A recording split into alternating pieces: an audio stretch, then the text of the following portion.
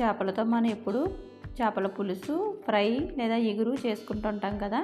కానీ ఇలా మనం ఈ కర్రీ చేసుకున్నప్పుడు ఈ చేపలో ముళ్ళు ఉంటాయి కాబట్టి దీన్ని అందరూ తినడానికి ఇష్టపడరు. అలాంటి వాళ్ళ కోసం ఎప్పుడు చేపలతో కర్రీసే కాకుండా ఇలా చేపలతో స్నాక్స్ కూడా అందరూ ఇష్టంగా తినేలాగా ముళ్ళు లేకుండా ఎలా చేసుకోవాలో ఈ వీడియోలో చూద్దాం. ఇప్పుడు మనం ఫిష్ కట్లెట్స్ తయారు చేసుకుందామండి. మనం ఫిష్ కట్లెట్స్ తయారు చేసుకోవడం కోసం ముందుగా స్టవ్ వెలిగించుకుని ఒక బాండీలో కొద్దిగా వాటర్ వేసుకుని ఆ వాటర్ వీట్ చేసుకోవాలి.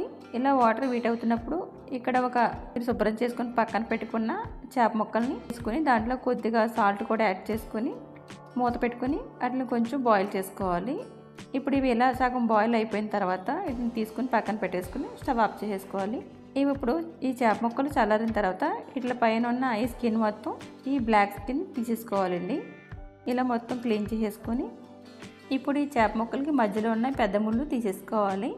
ఇలా తీసేసుకున్న తర్వాత చేపను ఇలా ముక్కలుగా చేసేసుకోవాలండి. ఇలా ముక్కలుగా చేసుకునేటప్పుడు మనకి ఎక్కడైనా చిన్న చిన్న ముళ్ళు ఉంటాయి కదా, ఆ ముళ్ళు కూడా తీసేసుకుని పక్కన పెట్టేసుకోవాలండి. ఎందుకంటే మనం ఈ కట్లెట్స్ తయారు చేసుకునేటప్పుడు ఈ చిన్న ముళ్ళని మన చేతులకి గుచ్చుకుంటాయి కాబట్టి ఎక్కడ కూడా చిన్న ముళ్ళు కూడా లేకుండా మొత్తం అంతా కూడా క్లీన్ చేసేసుకోవాలి. ఇలా మొత్తం అన్నీ తీసేసుకున్న తర్వాత ఈ చేప మిశ్రమాన్ని ఇలా కొంచెం చిదిపేసుకుని పక్కన పెట్టుకోవాలి. ఇప్పుడు స్టవ్ వెలిగించుకుని పాన్ పెట్టుకుని ఆయిల్ వేసుకుని దీంట్లో కొద్దిగా అల్లం ముక్కలు, పచ్చిమిర్చి ముక్కలు, సన్నగా కట్ చేసి ఉల్లిపాయ ముక్కలు వేసుకొని కొంచెం వేపుకోవాలి. దీంట్లోనే కొద్దిగా కొత్తిమీర కూడా వేసుకుని కలుపుకోవాలి. ఇవి కొంచెం లైట్గా వేగిన తర్వాత మనం ఇక్కడ ముళ్ళు తీసుకుని పక్కన పెట్టుకున్న ఈ చేప మిశ్రమం కూడా దీంట్లో వేసేసుకుని ఒకసారి కలుపుకోవాలి.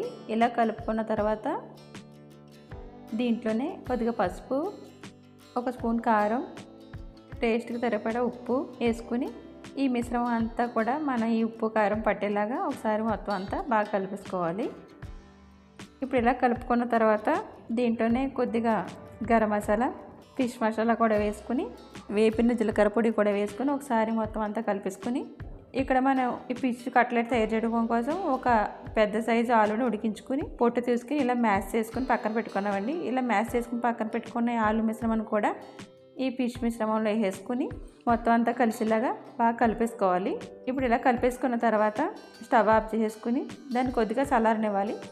ఇప్పుడు ఒక బౌల్లోకి ఒక 3 స్పూన్ల కార్న్ఫ్లోర్ తీసుకుని దాంట్లో కొద్దిగా వాటర్ వేసుకుని ఎక్కడ కూడా ఉండలు లేకుండా అలా కలిపేసుకుని ఇది మరీ గట్టిగా లేకుండా కొంచెం పలచగానే కలుపుకోవాలి. ఇదిగోండి ఇలా వచ్చే వరకు మనం ఈ మిశ్రమాన్ని కలుపుకోవాలి. ఇలా కలుపుకొని పక్కన పెట్టేసుకున్న తర్వాత ఒక ప్లేట్లోకి బ్రెడ్ క్రమ్స్ కూడా తీసుకుని ఉంచుకోవాలి.